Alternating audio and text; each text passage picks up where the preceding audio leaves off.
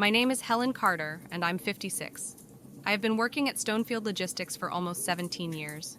I started as a receptionist and worked my way up to department coordinator. I was not a star, but I knew my job. People came and went, but I stayed. I kept everything afloat.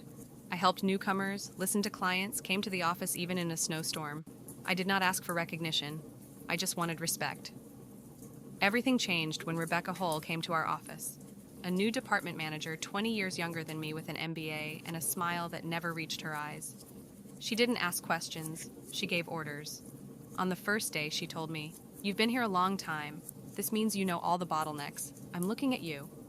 And I believed her. I wanted to believe that she appreciated my experience. But very soon I saw that her look was not about trust, but about distrust. Rebecca questioned my reports, checked how I arranged the boxes and the tables. She criticized me publicly, but never praised me. She turned a simple workday into a battlefield. For me, it was a minefield. When I mentioned to my colleagues that it was hard with her, they shrugged their shoulders. "She's just tough. New management is always like that. You'll get through it." And then one Monday, it all became clear. Rebecca called me into her office. I sat up straight, my hands folded on the table. "Helen, we have reviewed your dynamics. I've made a decision. Your position is no longer needed, but I have a full contract. No complaints. My reports are all good. What did I do wrong?" Rebecca smiled. Now it reached her eyes. It was cold, freezing. "To be honest, Helen, I just don't like you. You make people think you're in charge, and I don't like that kind of energy." I left the office holding a box of things without saying goodbye. No thanks for 17 years. Only silent glances from my colleagues who were afraid to say anything unnecessary. I stood near the parking lot. Snow began to fall on my cashmere scarf. And I thought, what if it's not just dislike? What if it was fear? Because the only thing she could be afraid of is that I know more than I should. For the first 2 days after my release, I did not leave the house. My cup of coffee was left unfinished. The radio was on mute, and my laptop, which was turned on with the main news page, was not updated. I sat wrapped in a blanket and stared at the same photo, a group photo from 5 years ago, taken in our office. We were all laughing because the air conditioner had suddenly turned on the heat in the middle of summer. Rebecca was standing off to the side wearing a light beige jacket. She was still a guest, a candidate for the position that she got only 6 months later. I remembered how she was taking pictures of everything, not us, not the team. The wall with certificates, the safe with the archive, the access plates. It seemed strange to me at the time. On the third day, I received a Facebook message from a former colleague, Mark Paxton, a quiet but very attentive analyst from the procurement department. We were never close, but we always respected each other. "Helen, it's terrible what they did to you. No one has said a word because everyone is afraid, but I noticed something, and if you don't mind, we can talk about it in confidence." I answered immediately. An hour later, we were sitting in a small cafe on the outskirts of town, both with coffee that no one was drinking. "I can't stay silent any longer," he began, looking at me for the first time in days, without sympathy. "Sincerely, Rebecca has used your login several times. The system shows it. It looks like she was finalizing documents, but I found a report signed by your account that you never logged into, and it's incorrect." To put it mildly. "Falsification?" I whispered. He nodded. "And not just one. After you left, several other files disappeared and new ones were created in their place under your name. But the data doesn't match. It's either negligence or fraud, and it looks like she's been planning this in advance." I felt a chill run down my spine. But why? Mark held his gaze. "The company is preparing for a big audit. Investors from Chicago. If the reports are done right, there's a bonus, a promotion. If something goes wrong, someone must be to blame." And I realized that I was the perfect guilty one. Old, quiet, not conflicted. I returned home. With a heavy heart, but not out of pain, with a desire to find out the truth. I opened my old laptop. I found backup copies of my work files. I always kept one copy just in case. That just in case came. I stayed up almost all night. For the first time in many days, not out of fear, but out of determination. In the folders on my external drive, I found several reports that had completely different numbers than I remembered, and most importantly, the dates of their last editing did not coincide with my access. At 8 o'clock in the morning, I was already at the city's legal center. They had consultations for laid-off employees. There, in a gray office that smelled of coffee and paper, A young woman named Trina Blass, a labor lawyer, listened carefully to my story. If she did use your account without consent, that's serious, she said, looking at a flash drive with copies. But Helen, you're going to have to prove that you weren't logged in on those dates. Timestamps are key.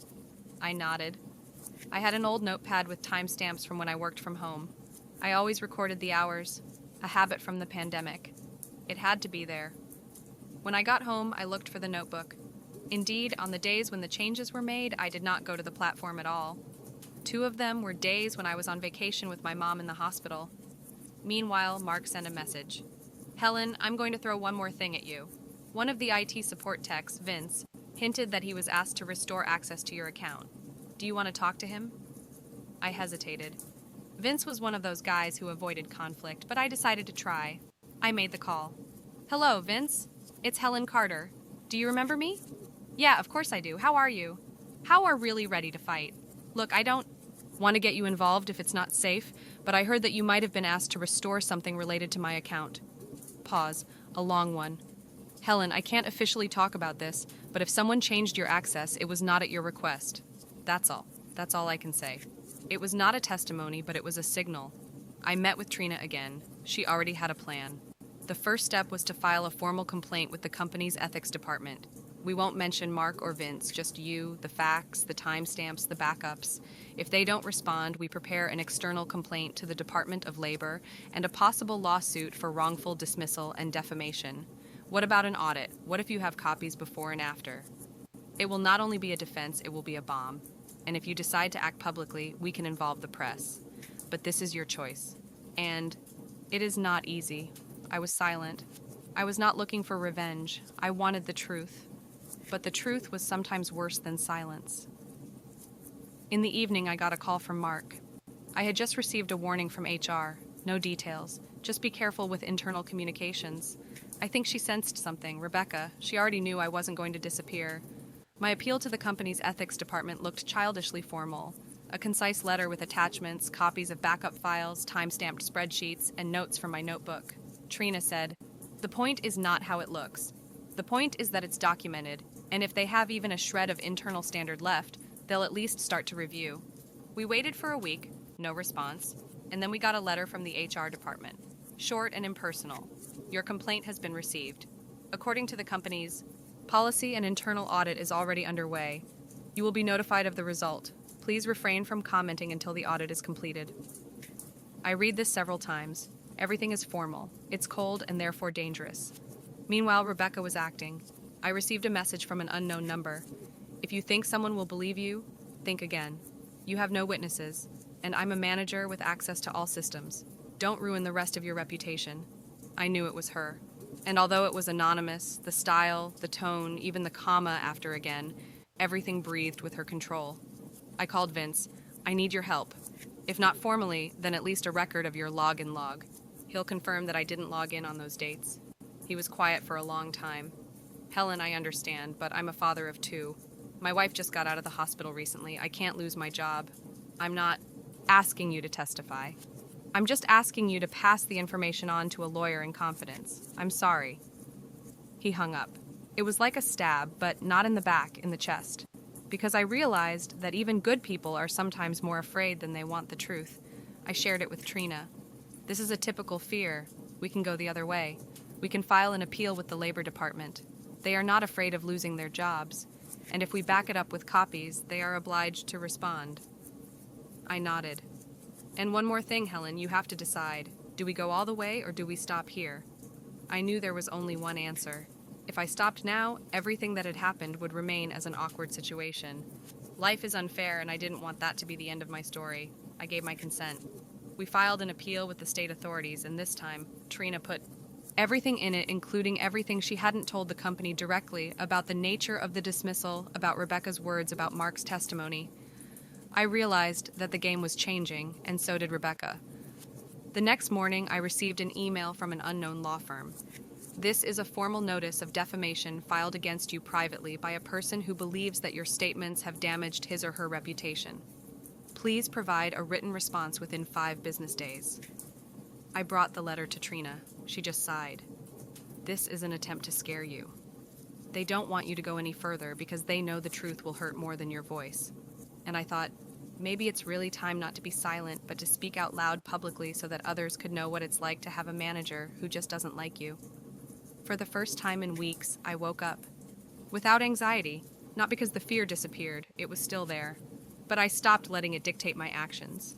Trina called in the morning. The press can be a risky move, but in some cases, it's the publicity that gets the system moving. We can contact a few journalists, but the decision is up to you. I agreed to do it, not out of courage. It was out of fatigue. Tired of the fact that my silence was a convenient silence for them. A week later, an article appeared on the Midline Tribune website with the headline, "Fired for Inappropriate Energy When Leaders Misuse Power." No names were mentioned, but the facts are the same. And my quote, "I was not fired for a mistake. I was fired because I saw more than I should have seen, and I would have kept quiet if there were no others who were still silent." The reaction was immediate. I got dozens of messages in my direct mail, mostly from women my age. Some worked in medical institutions, others in banks. Each story had a different setting, but the same subtext. I was thrown out because I was inconvenient. The next morning, I got a call from Joanna, a former coworker who had resigned a year ago. We hadn't been in close contact then. "Helen, I read the article, and I can't keep silent any longer. Rebecca did the same thing to me. I was forced to leave, but the reason wasn't work. She knew that I had found a mistake in the budget, a mistake that later disappeared. I had no proof, but now I'm ready to testify." Trina was amazed. "This is a breakthrough. It's not your case anymore. This is a pattern. And if we show that this is not an isolated case, we can do more than just win. We can change the rules." We gathered in her office again with 2 statements, mine and Joanna's, and copies of the files I had managed to recover. Mark sent another anonymous report. He didn't sign it, but we knew it was him. And then came the news I hadn't expected. Rebecca was to present to investors in a week with the final report for the year, and it was for this presentation that Trina suggested sending an official letter on my behalf, a warning that the data that would be announced might contain false information, and that the case was already with the Department of Labor. If they're smart, they won't let Rebecca even touch the presentation, and if they do, we'll have one more piece of evidence that the company knew and covered up. I signed the letter. My fingers were shaking, but there was something new inside, not anger, not fear. It was dignity. In the evening, I received a call from an unknown number, a woman's voice, tense but without panic. "Helen, this is Natalie from the Internal Control Department. I shouldn't have called directly, but I want to tell you that we heard some processes have already been launched, and maybe very soon everything will come out. Just be prepared." I didn't know exactly what she meant, but for the first time, someone from the inside was not silent. The day of the presentation to investors began with silence. Sometimes it's the silence that creates the most tension. I didn't know if Rebecca would appear on stage or if the company would dare to stop her. Closer to noon, Trina sent a short message. "Rebecca's presentation has been canceled. The CFO is preparing a new presentation." Our email worked. I read those words 3 times. It was the first real blow to the system. Not just a complaint, not an interview, not an emotional reaction. It was a consequence. The same day I got a call from Joanna. "Helen, I got a call from the company HR. They invited me for a conversation without a formal request, but with a tone as if I were guilty of something. They want to scare me or to keep me silent. Are you ready?" "Yeah, and I made a copy of everything I have in case they try to wipe the slate clean." Joanna turned out to be tougher than I ever thought. Meanwhile, Mark, still anonymous, sent me a file. No explanation, just a link to the internal login server and a list of login under my account from an external IP address that didn't belong to me. It was a technical detail that few people would understand. But Trina said, "This file is gold. We can prove that someone logged in as you without your device. This is already a criminal component." She filed a second appeal, this time to the cyber unit of the regional office of the Department of Justice.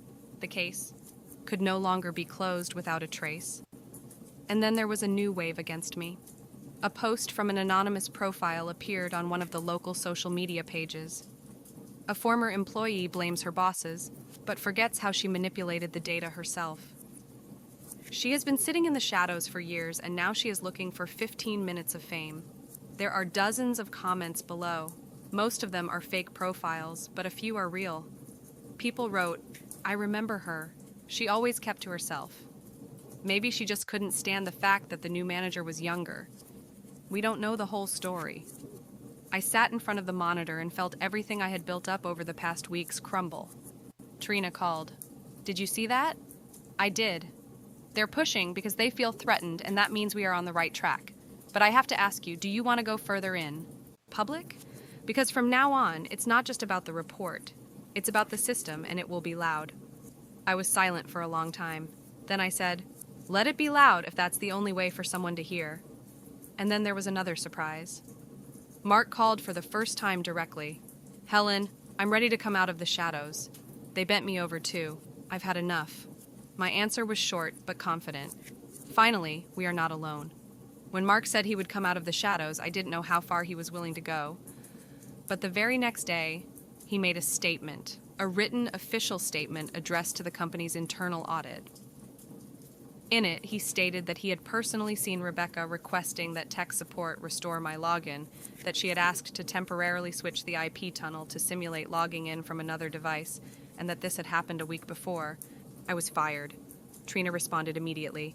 "This is formal proof. Now, they don't have the option to deny it or say they didn't know." A day later, the information we had been waiting for leaked out of the company. An internal investigation into the actions of manager Rebecca Holt was opened. It was said that she was temporarily suspended from her duties until the investigation was completed. I read this on the news with dry, restrained relief. This is not yet a victory, but it is no longer ignored. In a private chat, I was contacted by another woman, Lorna, an office cleaner I had seen dozens of times, but had never spoken to for more than a good morning. I saw her tearing up papers after the calls. I didn't know what was in them, but after you were kicked out, I realized she was afraid that something would be left behind. I can sign a statement. I won't be silent anymore. I didn't know what to say. She was a simple woman without a law degree, without a name in the presentations, but she was the third stone in the cracking wall. While the company delayed commenting, the press was already doing its job. The story of Helen Carter, a woman who was fired for no reason and then blamed for someone else's actions, appeared on Channel 9's Morning News. The presenter read the excerpt quietly without emotion. I was not a heroine. I was an accountant. I wasn't looking for the truth. I was defending myself from a lie, and again, hundreds of letters of support. In the late afternoon, I received a call from an employee of the company's PR department. He sounded nervous but polite. "Miss Carter, we would like to officially inform you that the company is cooperating with the authorities regarding the situation with the internal documentation. We do not comment on the actions of individual employees until the process is complete, but we recognize that there were procedural violations." I answered, "You had the opportunity to put this to rest when I wrote the first complaint, but you chose to ignore it." I hung up the phone and I felt that I had a voice again, not only for myself. 3 days after the company opened an investigation, I received an email. The sender was the Internal Oversight Department. Subject, Carter H. Appeal Status. Just a few sentences. Thank you for the information provided. After an initial review of the facts regarding unauthorized access, alteration of reporting documentation, and official pressure, Ms. Rebecca Holt has been terminated without compensation. Full details will be forwarded to the appropriate authorities to assess possible wrongdoing. I read the word dismissed over and over again. Not transferred to another position, not by agreement of the parties. Fired. Trina greeted me with a smile I hadn't seen before. "We are not done, but we have already passed the most important thing, recognition, for the first time publicly." The same day, Joanna called. Her voice sounded quiet but with metal. "I met with a journalist who is preparing a big story. I want to be quoted with a name. And do you know why? Because I'm tired of being ashamed of not speaking up." And later, unexpectedly, Lorna called me. "They came to me today from HR. They thanked me. They said that the company will have a new course on corporate ethics, and that I inspired the team." I smiled. "You have no idea what you have done and how much your 'I will not be silent' means. No, Helen, you have no idea how many women you have woken up, not just in our company." Over the next few days, I received dozens of emails. They were from women who had never heard of me but recognized themselves in my story. One of them, Vivian, an administrator at another logistics company, wrote, "They told me too that you were too old for the new management. I was silent, but your story gave me the strength to go and apply, and I got a job where I am respected. Thank you. I was crying, not out of sadness. I was relieved. Trina recommended the next steps. First, compensation. We can file a lawsuit for wrongful dismissal, moral damages, and reputational losses. Second, a public apology. This is rare, but we have leverage. I asked, what if I don't want to fight anymore? She nodded. This is also a choice because victory is not just about punishing the offender. It is when you are no longer afraid of yourself. I thought for a long time, and then I answered, we will continue. Not for me, but for everyone who is still afraid. After my morning coffee, I opened my laptop and saw an email from the company's legal department. The subject line was consideration of proposals for the settlement of Carter H. The letter contained 3 paragraphs of cold formality. The company recognizes the shortcomings in management processes, is ready to consider compensation within the framework of internal policies, does not admit guilt, but agrees to an out-of-FC court settlement. Trina read it silently and then said, they're afraid and they want to save face, but we decide on the terms. I smiled. Okay. If they want to compromise, let them. But without an apology, it's not a compromise, it's a cover-up. We officially replied, compensation, yes, but only together with an open public apology signed by the company's director. And we agreed to publish my story as a case study on a professional platform with the rights of senior employees. The company did not respond to this for 2 days. On the 3rd day, I was invited to the office. For the first time in 4 months, I returned to the same room from which I had been taken out with the words, "You're just not a good fit." The secretary did not look me in the eye. The reception area was silent. I went up to the 3rd floor. The director of communications was waiting there, wearing glasses and holding a nervous notebook. Miss Carter, we agree. There will be a public apology and the compensation will be decent. We have no right to admit guilt formally, but we recognize that you were treated unfairly, and we are responsible for that. He handed me a draft of the text. My name was on it. There was the word, "We apologize." And the most important thing was the phrase, "We honor Miss Carter's contribution to the company and recognize the dignity with which she went through this difficult process." I signed the documents without any ceremony. No press conferences, but inside something dissolved. Not a burden, no, but a feeling. I was seen. The following week, I was invited to speak at the online forum, Strength After 50. Professionals who do not remain silent. I spoke there. I thought my voice was a whisper, but now I know that even a whisper, if it is true, can wake up giants. And finally, the news.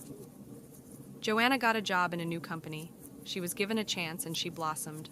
Mark moved to another city, changing his field, but he wrote me a letter. If you hadn't spoken up, then I would still be silent. And now I'm living. And Rebecca, her name has disappeared from all websites, but a record of her statement on LinkedIn remained on the internet. Professional break, rethinking values. I never saw her eyes again. And you know what? I didn't want to anymore. When I clicked publish under my new profile on the Women's Counseling website, I didn't feel fear, only warmth. It said Helen Carter, work ethics specialist, mentor for women 50+, author of lectures, Dignity After Loss. I did not return to my old profession, not because I devalued it, but because it no longer accommodated the person I had become. I now had a calendar of meetings, online sessions with women who lost their jobs after 45, webinars for small businesses about healthy leadership. Single mothers, women from small towns, immigrants, they didn't come for advice. They came to see that they could survive and to become a voice. Trina remained my lawyer and my friend. She often said, "What we did is not a win in court, it's an example. And examples are the worst thing for people who abuse power." And the example started to work. 3 months after my case was resolved, the news published an article about the dismissal of the HR director of another logistics company for systematically ignoring complaints from senior employees. 6 months later, I received an invitation to speak at a national conference on the topic. Silence does not save. How one woman changed the culture of corporate fear. I thought about it for a long time. Do I have the right to speak so loudly? And then I remembered when Rebecca said, "I just don't love you." She wasn't talking about me. She was talking about people like me, about women who have been convenient for too long. And I spoke up. There were over 300 women in the audience. When I finished, one of them came up and hugged me. "I am an accountant. I am 59 years old, and only yesterday I wrote a letter of resignation because I could know. Longer stand the humiliation, but today I know it's not too late to start. I answered, "You know what? The bravest thing is not to leave. The bravest thing is to say I am, and I will say my piece. I don't know what happened to Rebecca. I didn't look for it because the ending is not about her. It's about me and about everyone who became visible.